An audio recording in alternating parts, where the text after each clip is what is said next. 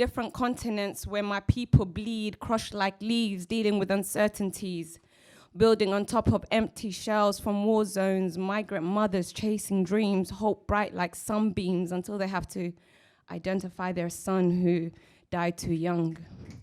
Escaping the conflict and bullets in the motherland, only for the shots to return as policing and gang violence in the Great West. Welcome to the land where your ambitions are diminished, where racism and discriminatory barriers hold back your children. Witnessed it all before social media came on the scene.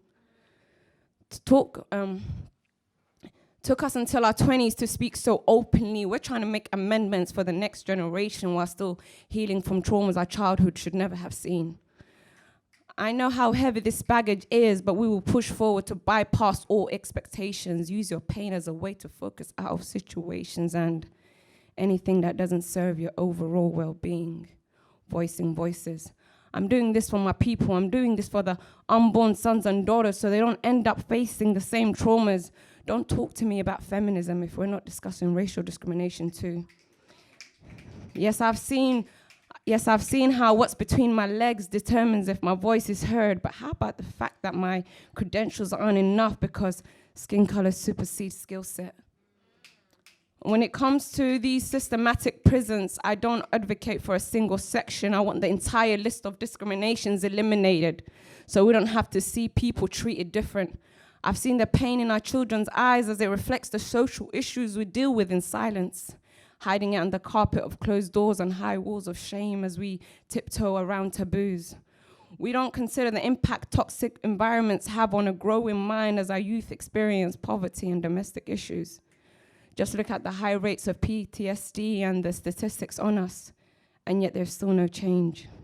So we force our kids into schools, but when are we going to force schools to be into them, to see their needs and take them in? Rather than pushing them down till their self-esteem is 6 feet under, we lost geniuses to school systems that weren't conscious of the structures caving us in. Shout out to Mete taking the lead for Hackney, traveling across seas and sharing our stories. Tay will tell them about the irony of sending our kids back to school on an empty stomach. Kind of resembles the way everything is in shambles. Like, how are you investing in education yet reducing our parents' wages? How can we focus on homework when we have to raise our siblings? Because our parents are working 12-hour shifts and still struggling to make ends meet. Go support Rashford and the causes our community needs. Yes, Tulip Sadiq, they can't feed us, but they're spending $7K on test and trace consultants, believing at the homeless to survive in corners. So what are they really investing in? Yes, we heard all about the virus, but there's a more urgent disease in our communities that needs immediate treatment. We've had it for so long, do we even know how it feels like to live a life where we're treated like humans? Thank you.